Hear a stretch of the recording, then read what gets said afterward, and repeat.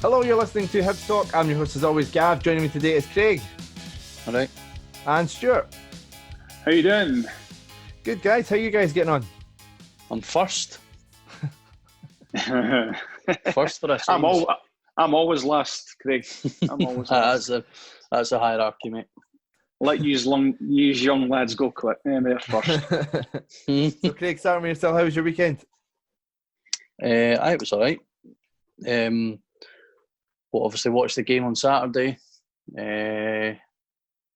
What else did I do?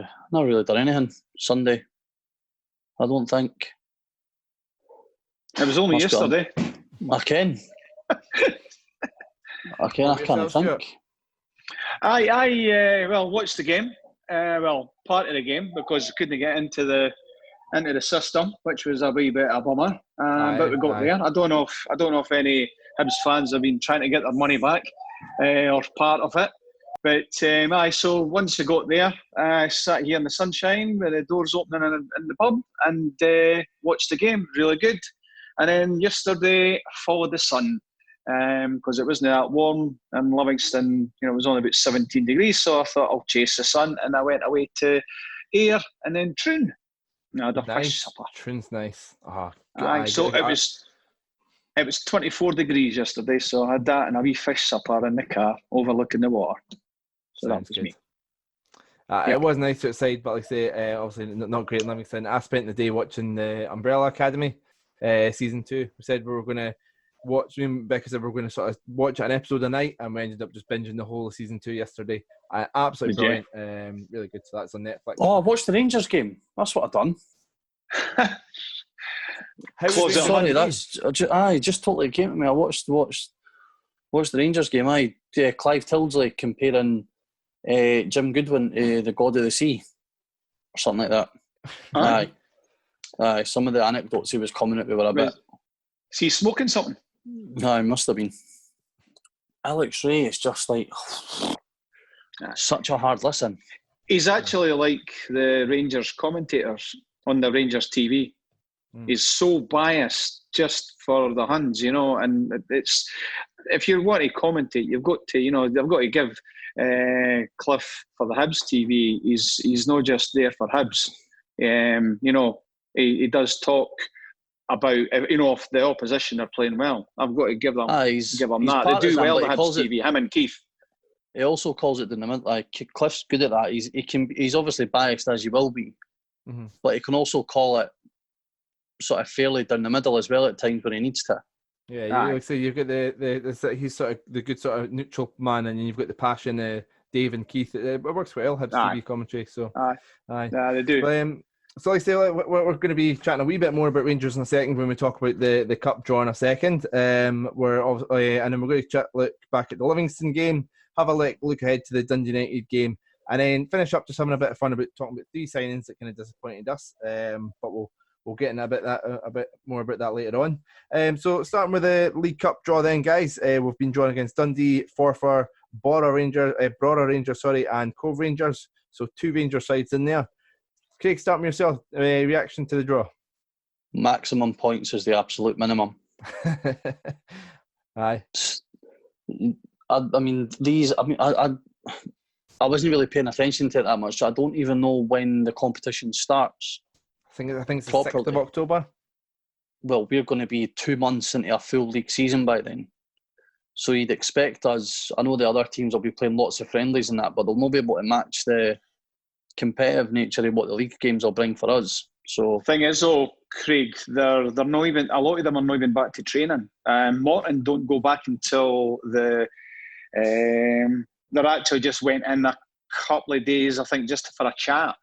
My son-in-law was telling me, and then they're going back probably midweek here. So they're only getting back now. We should be way ahead of them, But do you think there's maybe, a bit more sort of leniency if, we should be getting through this regardless of what side we put out, but do you think there's an opportunity to maybe rest some of the big guns, give Gullen minutes, Josh Campbell minutes, and players like that, like a lot of the young laddies, and maybe get them more involved? I think half and half. Half and half. Maybe give a few, but I wouldn't go in there because, you never know what happened. what happens if you do go there and because you play the young lads, lose or draw? You put you under pressure. I don't think it would put us. I think we're too good for that. But you can't take you can't take your foot off the pedal. You've got to keep on winning, and winning will keep you going in the league as well. Craig, would you like especially to see with that being so I think with that being so close to the semi-final of the Scottish as well, it'll be important for us to keep that momentum going. There probably will be chances to give some of the younger players game time, but you need to. I'd like to, for example, I wouldn't mind seeing Dabrowski get the League Cup games. That'd be a good idea. Yeah. I agree with that. I think that'd be a good idea. We question, and then you Craig, smatter it. We question with regards, is it still 7 subs in that Betfred, Gav? Do you know that? I think it's If still it the is, 5 subs you can use. Five subs out. 5 for 9. Yeah, about 9. So if you're allowed 5, what you do, if it was me, I know that I'm not the boss, but if I was the boss, I would play a strong squad, strong team at the start, and if you do well in the first half, change it. You've got 5 bodies. So is there not really like an opportunity with this, like say, games that we're really, really expected to be winning, to give people maybe not even so much the young players, but people like say Adam Jackson, if he's back to fitness, be giving him game time. So if something did happen to Hanlon or Porteous, they've got match fitness and they're more ready to come in. So utilise that's a good game time. Aye. I think we can use it for like squad rotation as well. You can almost treat it like a mini pre-season, because obviously the games will be sort of fairly quick, and with there not being a reserve league or some sort of reserve setup this season to speak of, there could be a few players that are sort of getting, kicking their heels a bit on the bench, not really getting any game time at all. So I think maybe you're right, Gav. Maybe to play the young boys, but they'll have them watched anyway, because these teams will have to be playing some pre-season friendlies before they meet us. They can't possibly just play Hibs or any other team. Yeah, it'll be interesting to see. Like say that with us full up and running, it'll be interesting to see how those games go. I think we are, favourites for all those games. Obviously Dundee might be a trickier tie, but we should be favourites for all those games. But in saying that, we've seen how the League Cup went at the start of last season. Didn't exactly go to plan, like say draws with Stirling and things like that. So we'll not take any teams too lightly and see how we get on. And another news, like I said, I know Ron Gordon was back in Scotland today, and apparently Jack Ross is going to have a meeting with them about potential transfer targets and see if they can, because like I say, the Jack Ross, speaking the last few weeks, he sort of said about how, as far as he's aware, there's no budget to bring in anybody else, and he's made the point 2 weeks in a row about how they've let 8 go out and only brought in 3. So I think he's keen to bring in more. We'll chat about the squad a bit more when we kind of get into the Livy game, but we have seen one more out this week. Craig, start with yourself. Your thoughts on Florian Canberry leaving? Nothing. Rat. That is all. Stuart? Good riddance to bad shite. He's and I'm glad he's away. I won't. A football player that played for Hibs, I always follow their team. But I forgot who he signed for already. So, moving on. We played Livingston. I think, although you guys all went for Hibs wins in your predictions, I had said a draw. I think going into this, we were a bit hesitant because at Livingston, being a tough place to go, Livingston a hard team to play. Obviously, we spoke about the plastic pitch. Stuart, after that performance, what's your thoughts on plastic pitches? Plastic pitch is shit. That one's shit. They still never watered it. They never watered it, Gav. I thought you were going to turn it around and say you loved it after we scored 4 goals and played brilliant football. I thought we played fantastic at the back, and I said that the week before, that we've got to give thanks to our back 4, back 3, 5, whatever we're playing. And that game applies, or the same applies on from Saturday there. Watch the game, never seen anything from a Livingston player. They got a penalty for 0. I don't know why. I cannot make it out. I know the cameras were shit as well, but I don't know why there was a penalty. And of course, give Lyndon Dykes his due, scored the penalty, but I'd score a penalty as well. I'm not fussy, but I never seen him do. I'll tell you what, Hanlon had Dykes in his pocket. He never got anywhere near him. I'll jump in there because I think I was quite... When we done our season preview, I said that I think it would maybe be time to look at other options with regards to Paul Hanlon, but happy to eat some humble pie when it's deserved, because I thought he was taking away Nisbet's hat-trick. Oh. I thought he was the best player in the park on Saturday. He was... Have you noticed the difference with Hanlon and Porteous since Gogic has been in front of them, Craig? Yep. Yeah, but I also think Paul's now having to take on a lot more responsibility in the back. Like, I know he's had the armband and that, but he's not really a vocal captain. But now he's got Porteous playing to his right and Josh Doig playing to his left. Mm-hmm. So that's our back four on Saturday. 3 of them have came through the youth academy.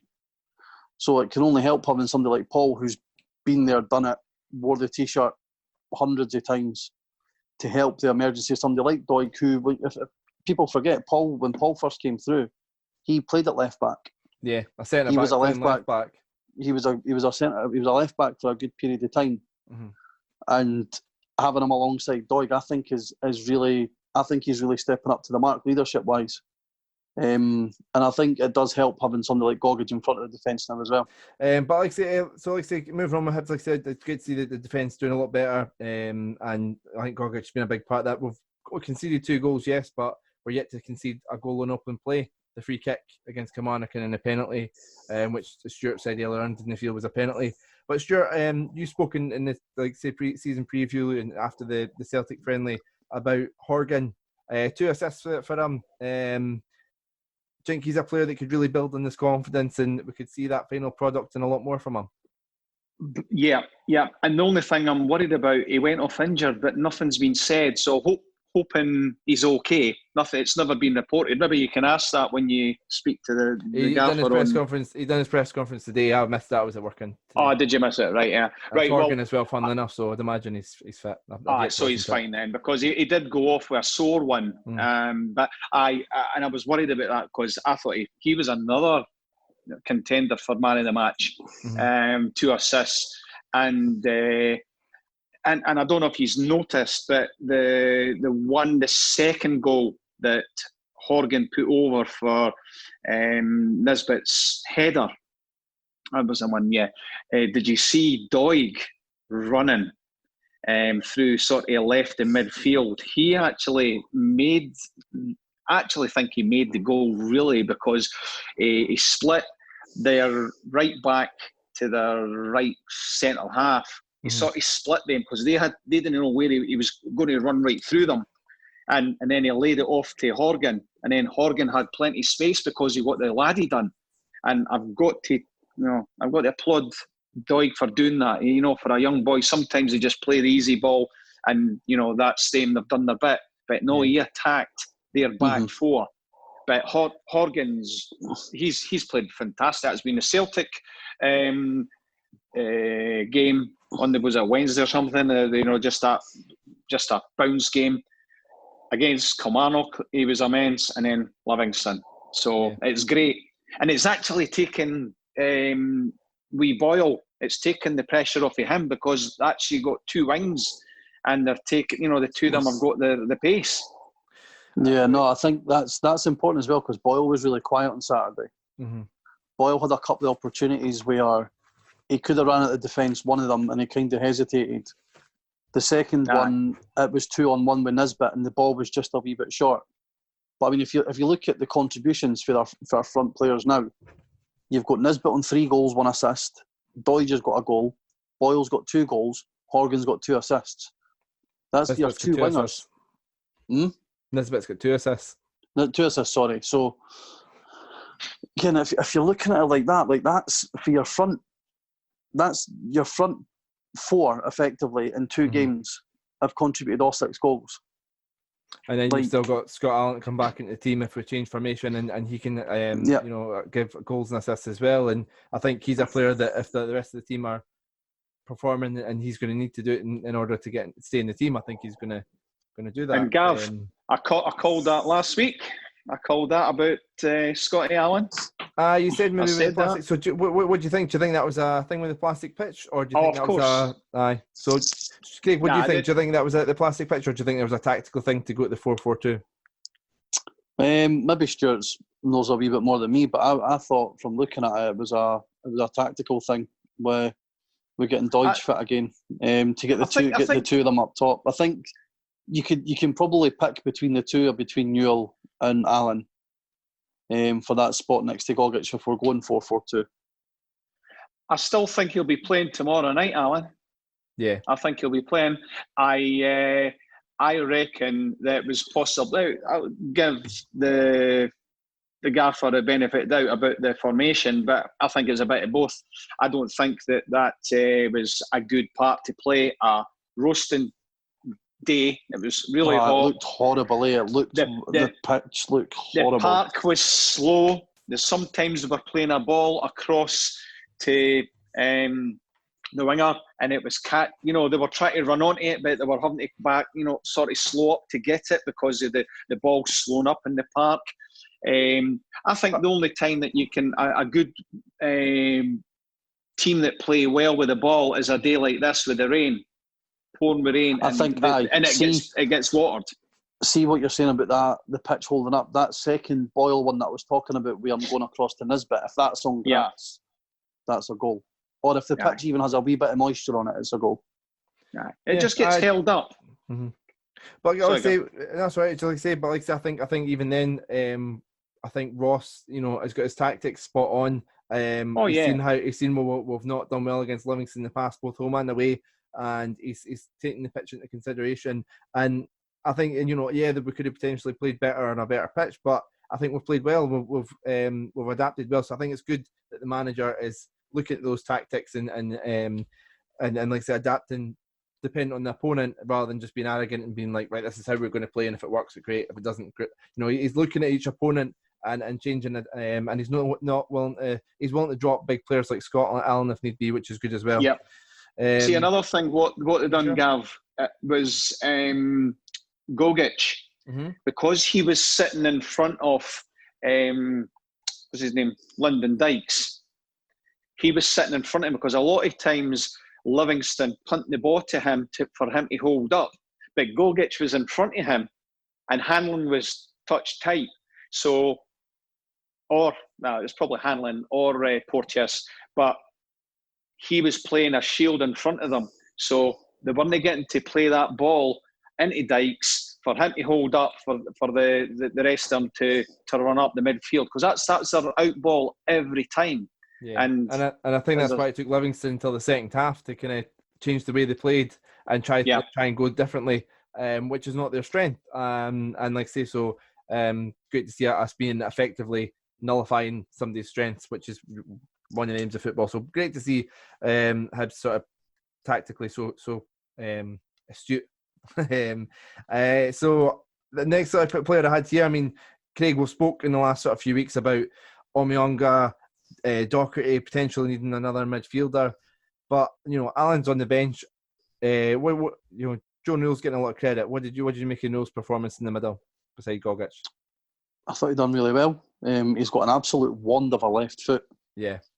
His set piece deliveries are really good. We're just maybe not the best at attacking the ball in the box in certain scenarios, but I struggle to remember a player in recent years who's had as much of a turnaround in the Hibs first team as what Newell has. If you rewind to this time last year, I mean, the season would have been barely starting, and folk would have been like, "Who is the guy?" We've sort of, he came in on the pretense of him being this sort of, roving, sort of Roman playmaker who plays off the wing and whatnot, but he's not. He's really effective in the middle of the park, and you need to credit Jack Ross for spotting that when he's came in, and sort of biding his time. And he also, there's also the flexibility of putting him to the wide back role if we go three at the back, or even pushing him out to the left. I think left in a 4-4-2 probably works with him, especially with what Stuart said with Doig. You know, if Doig wants to go on those sort of rampage and runs, it's easy enough for Neil to tuck inside to give him the space to attack in the wing. But no, I think he's really turned it around, and I think he's a great player for us to have. And Stuart, like say as we spoke about the sort of the players that we've kind of mentioned in the past and stuff, but I mean, we've got Newell who's playing well, Allen on the bench, Gogic who, potentially if something happened to him, we might need sort of a bit of somebody as a kind of backup to him, and obviously Hallberg who came on and won the penalty as well. So I understand why fans are saying that want more recruitments in the middle, but we do have options there. Yeah, we have options. It's all going to see. I've always said this to you guys because I've seen Hibs. Having over the years having good starts and then going wrong, and I just hope I don't get overexcited because I've seen it all before. But I just hope that we can just keep on going, and hopefully we can keep our players fit, because I was reading that the gaffer was saying that we're going to have a skinny squad. I've never heard that phrase before, but we're going to have a skinny squad. Mm-hmm. And if we lose Gogic, in a hard tackle or something like that, I think that will make a big problem for us, because every time you're listening or reading about a player, about their comments, everybody's talking about Gogic. They're saying, "Oh, he's brilliant. He's and they feel that there's a difference. There's a mental toughness in the team now because of Gogic." Mm-hmm. And I don't know if it's because they put their tackles in and he's behind them, and I think the rest of them will not want to go fighting with him because they've got this scary guy behind them. I just hope that he can stay fit. I don't know over the years, when he's been at Hamilton, if he is one of these guys that is he's a fit guy. I think he played every game for Hamilton last season. Well, that makes me feel better. But I just hope that we can keep him in that position, because we've not got the cover. And what do we do? Do we revert back to what happened, our team last year? If he's not there, what do we do? Do we get soft again? So that's the only worrying thing. So if something was to happen to him, that Craig, it's like a big ask for, say, either Hallberg to go back to there or a Josh Campbell to come in and sort of play there. Who can play there, but a young laddie coming in it's a more of an experienced role. You can need somebody there. There is, but at the same time, you can't sort of pin your hopes on Gogic entirely, because there's going to be times during the season where Gogic isn't required. Mm-hmm. There'll be certain games where if we are trying to break down the opposition, we're maybe it's 0-0, 1-0 down with 20 minutes to go, you might find he's sacrificed for a more attacking player. But I just with Stuart saying, having good starts and then falling away in that, like this, again, social media is quite funny with the whole talk about, we're stopping 10 in a row. That's the absolute name of the episode of this title, Craig. Well, I'll tell you what, Gav, it's wrong. No, do you know why it's wrong? Why? Because we're starting 10 in a row. That's why. Love it. So I say one other sort of note there was sort of apart from the goals, which we'll come to, was as Craig already mentioned, Boyle having a quiet game. But I like to see how encouraging it is that Boyle, who was the complete talk of the week after his performance against Kilmarnock, he's had a quiet game, missed 2 chances he should have scored, and we've still scored 4 goals. So that's great that we're not over reliant on one player in attacking sense, which we've kind of already covered at the start of this. So obviously 3 goals from Nisbet. Craig, thoughts on Nisbet's performance and his 3 goals? I just think it's a shame that FIFA are not awarding the Ballon d'Or this year. And honestly, if you're looking at 20-30 million for Edward and Morelos. Come on, you. I don't know if you've seen it. But I said to I put on Twitter on sort of early Saturday afternoon, if Hibs are tagging the Welsh FA by 4:45, it'll be a good day. And done it by half time. Then followed it up. And they copied me on it. I felt like a wee celebrity. My phone was gone mad with 100 likes or something I got. But no, I also say they should start tagging the SFA because Nisbet, like there's this thing about players stepping up a level. So he was in the Premiership with Partick, never done it.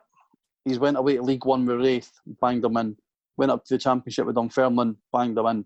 He's now in the Premiership with us, and it maybe would have been easier to go to like a Kilmarnock or a St Mirren or a St Johnstone and sort of start low and try and work your way up to there. But he's came to us and he's hit the ground running. Three excellent goals as well. I know that aesthetically they're not great goals, but a tap in, a header and a penalty, you can't really ask for much more. Strikers' goals, Craig. Yeah, exactly. Strikers' goals. That without the penalty, the other, the two, they're in the 6-yard area, and that's what you want from your centre forward. You want him there. 60 goals in 80 games he scored. Aye. The guy knows how to score goals. It's a great record. And you're right in what you're saying there, Craig, about the SFA.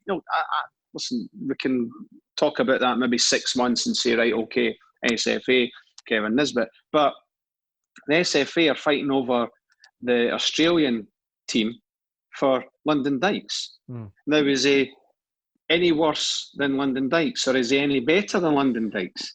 I think the comparison needs to be made with Shankland. He scored almost as many goals in a team that was nowhere near as good. I've got a couple of pals who are Dunfermline fans. And I was speaking to one of them the other night, actually, and he was just saying that he was like, he'll score goals for you in that league. Like the amount of holes he pulled Dunfermline out of last season. And I know it's Dunfermline, it's the Championship, but good strikers will score goals anywhere. Yeah. Regardless of the level, regardless of the league. I think it's a bit like, say, the bottom half, like, say, outside Aberdeen, Celtic and Rangers, and maybe Motherwell's defences. I think the rest of the defences aren't that different from the Championship. There's a lot of good teams in the Championship, especially last season and things like that. Not so much this season, but some rubbish teams in the Championship this year. But I think, he's going to score goals. And this is a great start for him. And if Shankland could get called up when he's in the Championship, then it's not like, say, we're not getting carried away, he scored 3 goals for Hibs, therefore he has to be called up for Scotland. I think we're talking about what he's done for Dunfermline, and if Shankland can get a call up as well, then there's going to be the talk about that as well. So just I know a lot of these comments are a wee bit tongue in cheek, but we're taking into consideration what he's done in Dunfermline as well. Exactly, and it's also, if we can get at least double figures for both Doidge and Nisbet this season, we're going to finish up a lot higher than most of the majority of the other teams in the league. Yeah, because many other teams have got 2 goal scoring strikers that they can call upon. Scoring goals, like I say, with 2 goal scoring strikers, with wingers that are going to chip in with goals and assists. Scott Allen as well, and a organised defence. We're going to romp it to third. First. It's first stopping 10. Stuart, we're not stopping 10. We're starting 10. Gav, come on, get on board with our own us. 10. Love it. Final thing from the Livy game, then, I guess, would be Doidge's goal. Stuart, last season we've seen him take a while to get started. I mean, I always remember that hat-trick of misses against Aberdeen, which was but he spoke last week about how his hat-trick gave him that confidence to kick on. He's off the mark already. His first start, first goal. I think we're going to see the same Doidge this season. Well, did you remember? Do you remember the first goal he scored last season to get him going against St Johnstone? It was fell over it. It was very similar to the goal on Saturday against Livy, because he actually stole it off of Nisbet. Nisbet could have had 4. So he was just making sure it was going over the line. I think that one was going wide. Actually. Was it going wide? Is it? The camera angle was pretty shit anyway. But anyway, he's the whole thing at Livingston's shit. Apart from the pasta.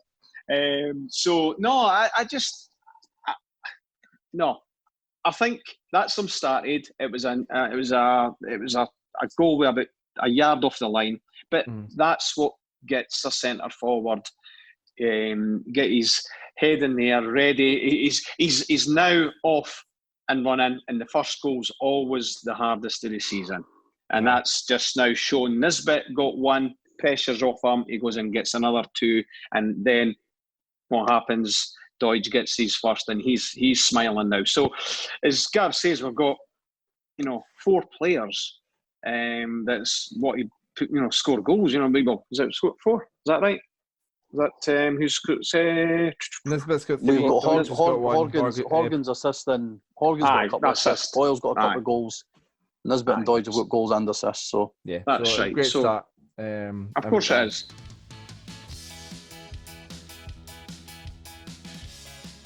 So we'll move on to Dundee United. Hopefully, can keep this good form going. They drew at home 1-1 with St Johnstone on the opener, and they won 1-0 away against Motherwell. Mellon has been in charge for about 6 weeks now after Nelson chat about being a Premier League manager and decided they couldn't handle it at a big club.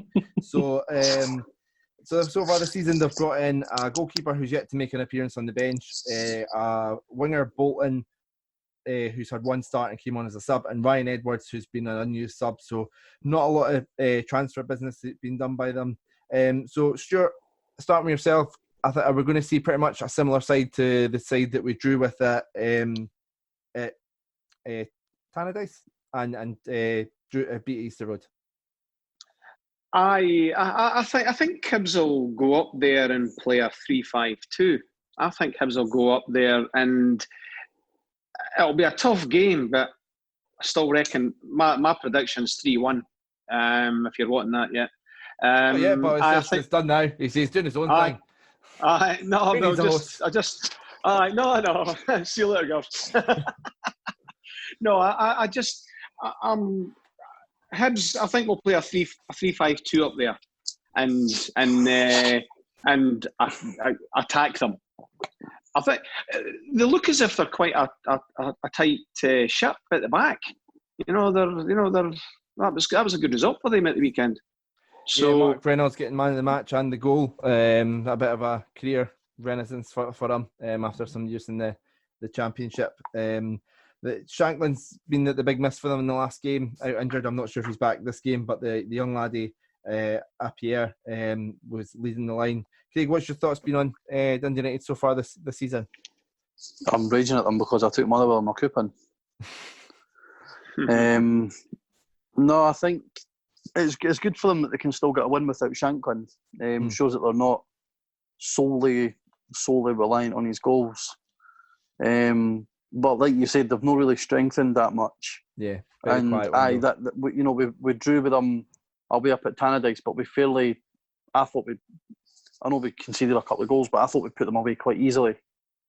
At Easter Road, our man of the match that night. We don't have him anymore. Yeah, exactly. So, no, I think like Stuart says, it'll be a tough game. But we've arguably got one of the toughest away games of the season out the way already. Away to Livingston, and that should give the team great confidence to go up to Tannadice and continue that form.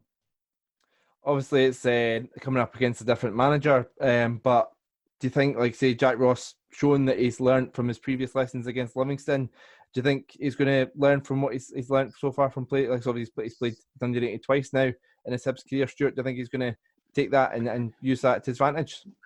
Well, it depends on how Dundee United play just now, because they'll probably be totally different for Robbie Nielsen.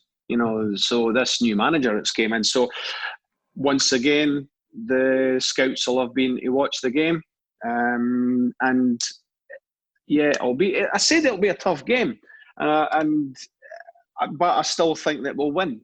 Tannadice has always been a hard place to go, and I can't see it. Tomorrow night it'll be the same again, but we'll just grind it out. I actually thought at the start of the season, before it started, I thought we've got a chance to get 9 points. I reckoned that we had a good chance. So, if we do get the 3 tomorrow night, I'm not saying 10 in a row. Yeah, One in a row. It's something that I meant to do. Like, say, when the fixtures came out in the season preview episode, I did mean to ask you, like, say, looking at the first 4 or 5 games, how you thought we'd get on. Obviously, we've got Dundee United now and then Motherwell at the weekend. So if we're honest, the form we're in, the way we're playing, there's no reason why we can't be looking at another 6 points, Craig. No, I don't disagree with you. I think it's like I said, the game on Saturday was a real tough one. And they came through that with flying colours and more. So that should give the team and the manager real confidence that they know that they can go to grounds like that and, with not even grind out a win, like be dominant to the extent where you get to half time. In the second half, you're just, you're seeing the game out. So, no, I think it's we'll be certainly well placed to go up there and look to get another 3 points and extend our lead at the top of the Premiership. What happens if we could go for 10 games in a row rather than 10 leagues? But mate. we've got to beat for the bottom. We've got to beat Celtic and Rangers because the 10th game was Hamilton up to Hamilton. So we've got 10 games in a row. We've got to beat the Old Firm. There you go. So we're not going to do the biggest preview of the Dundee United game because obviously this is the game is tomorrow night. So by the time a lot of people listen to this, it's probably been and gone. And like I say, it's tough at the two because they've only played 2 games. Obviously, a bit of an unknown from a new manager's perspective, and like I say, the fact they were in the Championship last season. So not the longest sort of preview, but just finishing up. Stuart, you've already spoiled it, but you might as well do it again. What's your score prediction? What's your score? Sorry, mate. It's good to see everybody excited and say we're going to score these goals. So yeah, what's your score prediction for the game? I'm going 3-1 Hibs, but it'll be a tough. We'll have to grind it out, but I think we'll win 3-1. Craig, I'll go 2-1. 2-1. I've went for. Actually, no. Come on, I'll go 2-0. We'll keep a clean sheet. 2-0. Aye. 2-0 is what I've went for. I've done my mate's predictor, so I've went for 2-0 Hibs. I think if I see Shanklin's playing, I might be tempted to change that to a 2-1. I can't, obviously, I think his first goal is coming, but hopefully not against us.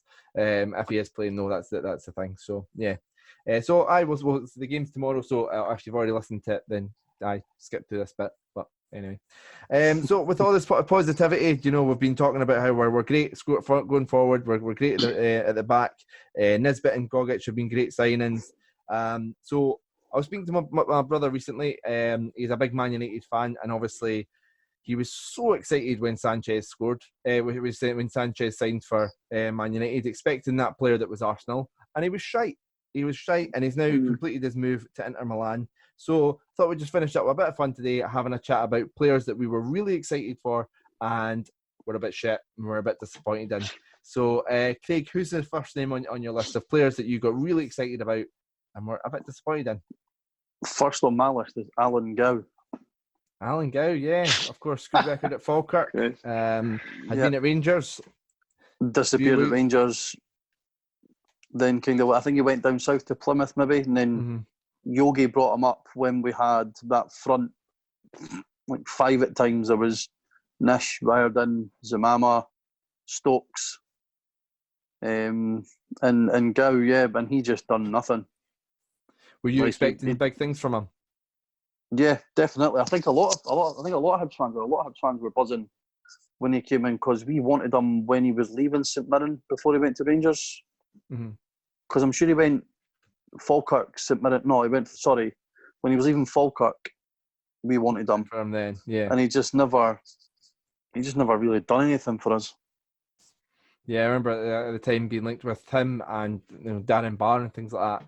And obviously, we know what Darren Barr went on to do, but yeah, like I say, Gow, we expected big things. Like I say, expecting that player at Falkirk, one of these players that's maybe gone to the Old Firm and not really done it at the Old Firm. You think, right, well, they've got a point to prove that they should have made it at the Old Firm, and yeah, he was rubbish. Real done jack shit. Stuart, who's the first name on your list for disappointing signings? Well, as you know, I'm the older out of you all, and I'm going away back to 1974. Right, okay. I'm sure me and Craig have a lot of input on this. Well, it was Joe Harper for all the old guys that are listening in, which they do. And he came from Everton, and he was bought for 100,000, which was a lot of money then. And Joe Harper came up, and he actually he played 69 games for us. He wasn't there long because he just didn't get on with the fans. He was overweight, but he scored 26 goals. So he did no too bad, but he just didn't get on well with anybody. He scored the goal against Liverpool at Easter Road when we won 1-0, pissing rain like the night. And I always remember that way back 1974 when he came along. I'm sure I might be wrong, but I think he was there to replace Jimmy O'Rourke. And because Jimmy O'Rourke, as you know, was a legend, when somebody comes in to replace somebody, I think that was the problem, that nobody liked him. But Joe Harper's the one for me, the first one anyway. Yeah, only sort of 2 years at Hibs. I think, you see, looking back at it, sort of just loading it up there, seeing his sort of previous career and obviously what he'd done at Everton, I can understand why maybe high expectations. And I know he'd done well to sort of do well at Aberdeen. Also, like I say, he's one of the names when I speak to my grandma about football. She's nice and old like you, Stuart. He's one of the names that comes up. So maybe a bit more famous in the red colours than the Hibs colours. So Stuart, so Craig, what was the next player on your list that disappointed Junior at the time? Josh Vela. A recent one, yeah. He was obviously 5-star potential on FM. Mm-hmm. He was going to be this box-to-box midfielder, a bit like McGinn, that was going to get us up and down and up and down. And he was just fucking hopeless.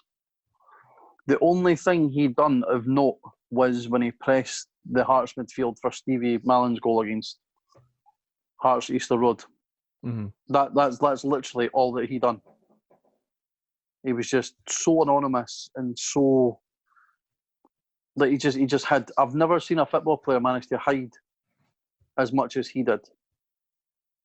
I think there was things like, say, that he maybe sort of struggled to settle in up here. From a personal point of view, it can always be tough for players to kind of move. I think that the lad he'd been at, or the guy had been at Bolton since he was 8, so there was that transition. But yeah, like I say, I mean, I always sort of thought he was quite good. I've said this before in the game against Celtic, the 1-1 game. I thought he put in a good performance then. I know what you mean about the goal for Hearts, but other than that, I mean, the game at Ibrox was pretty much an early sort of nail in his coffin for his career. But I think did he play against Celtic at Hampden as well? I honestly can't remember that game because I was. He did. He started. He got taken off. Mm-hmm. Right. Yeah. He did. Hopeless. Aye. I think our previous manager didn't do him any favours. Try to play him a defensive midfielder, which that wasn't his position. That's obviously not helped. It would have been interesting to see if he maybe came up and signed under Jack Ross, with Jack Ross having like somebody Gogic already playing in that position. If we'd maybe seen a different player. But and maybe if he'd gone through the transition of moving to another club before, that might have helped. But yeah, definitely one that we were really excited about, and probably the most disappointing signing to last summer for the 7 or 8 we signed. To be fair, Middleton's another one from last year. I think a lot of folk obviously moaning the fact he was coming from Rangers, but I thought, yeah, this is a winger who's done no bad at Norwich. Was tipped for a big thing at Rangers and hasn't done it yet. He's fast, he's tricky, and he was hopeless.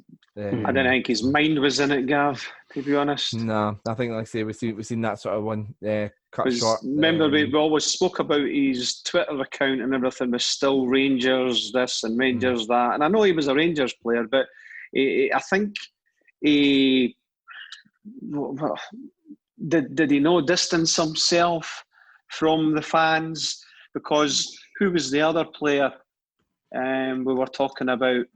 He used to get involved in Twitter and everything. He was just totally different. Was it somebody else that came to Hibs, or he went somewhere else? I can't remember anyway, but... Sorry?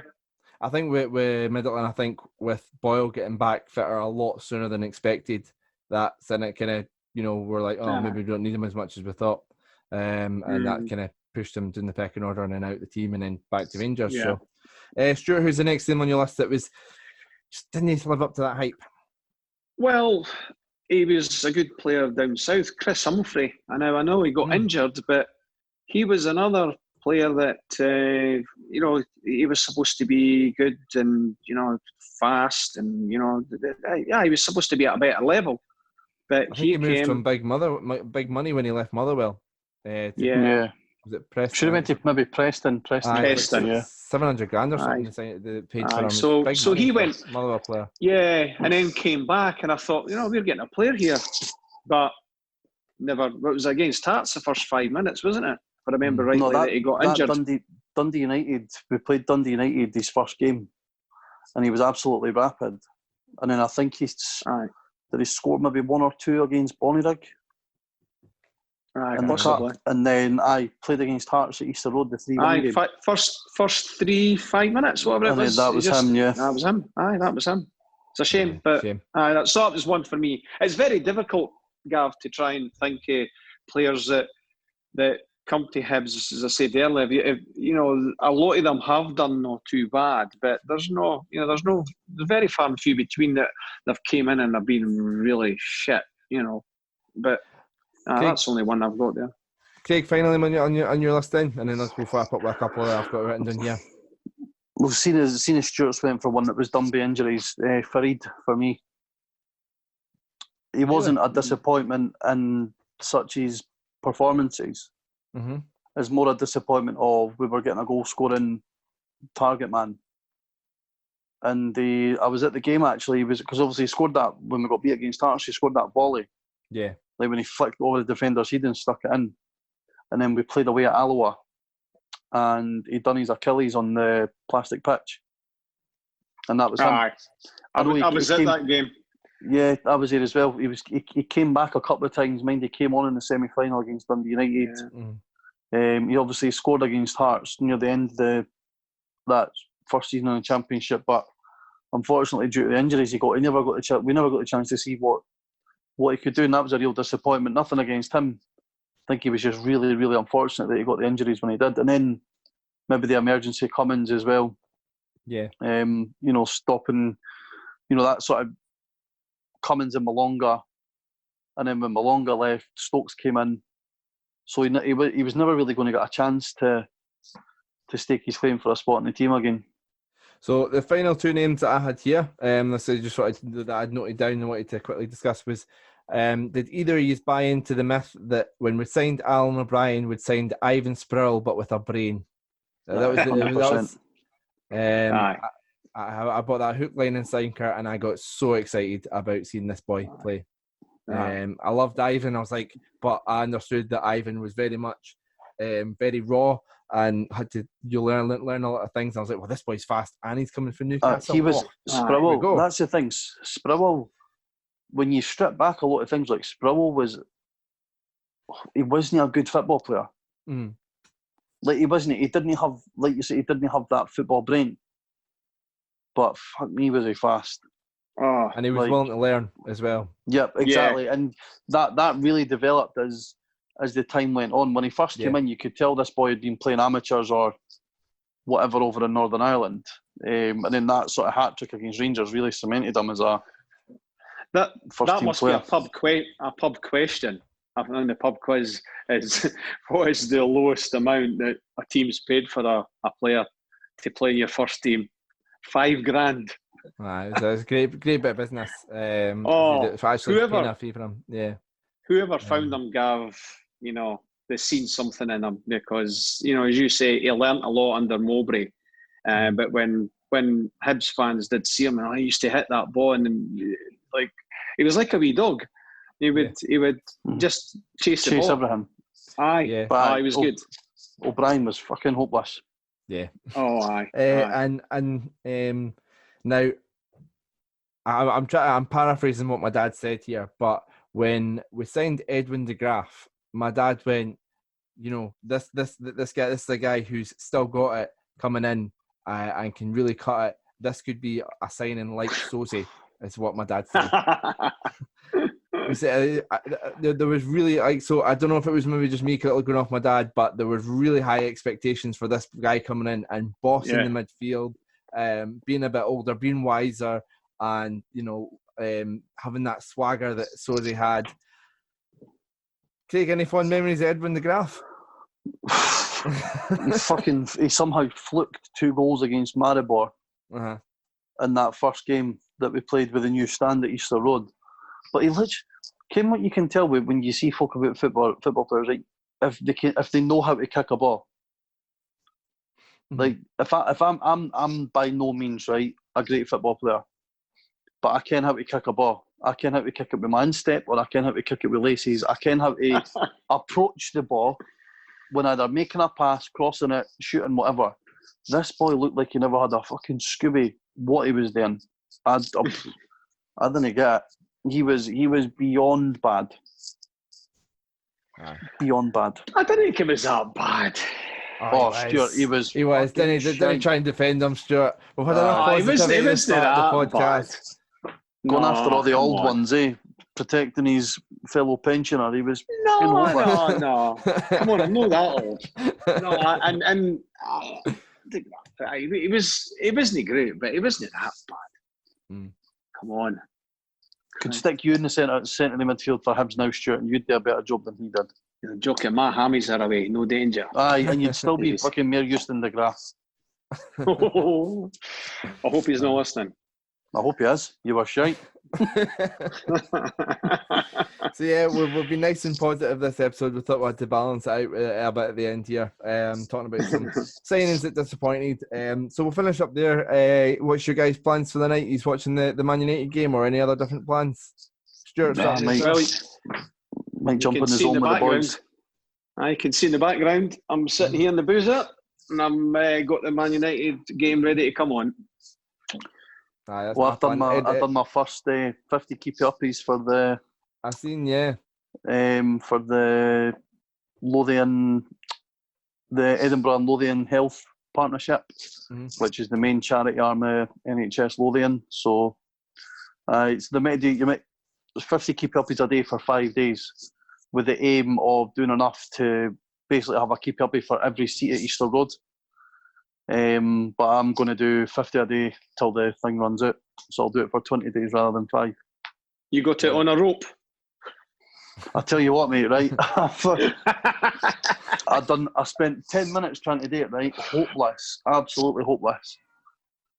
Got to 47 eventually, and I was like, fuck this. Went in, had my tea, stuck a different pair of trainers on, went outside and done it first thing. Did you go and get your Adidas Santiago's on, did you? No, I actually put my Air Force Ones on. Your Air Force Ones. I put my big chunky Nike trainers on, and I managed to do it. So that's day one, and I've already had pals ripping me on Facebook for it.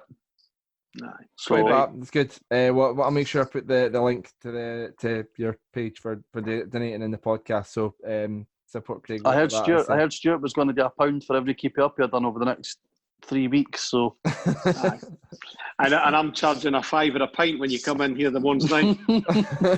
And I'm sure all that money's going towards the to the next keg, Gav. Right. Fair enough. Never mind then. So we'll finish up there, folks. Thanks for listening. Enjoy the Dundee United game tomorrow. We'll try and get back in the pod for another podcast later in the week to look back at the Dundee United game and preview the Motherwell game a bit more.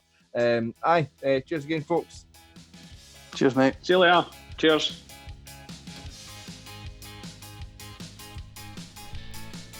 Thanks again for listening, folks. Make sure you follow us at HFC Talk, subscribe wherever you get your podcasts, and make sure you check out 12thmanmedia.com, the new home of fans media.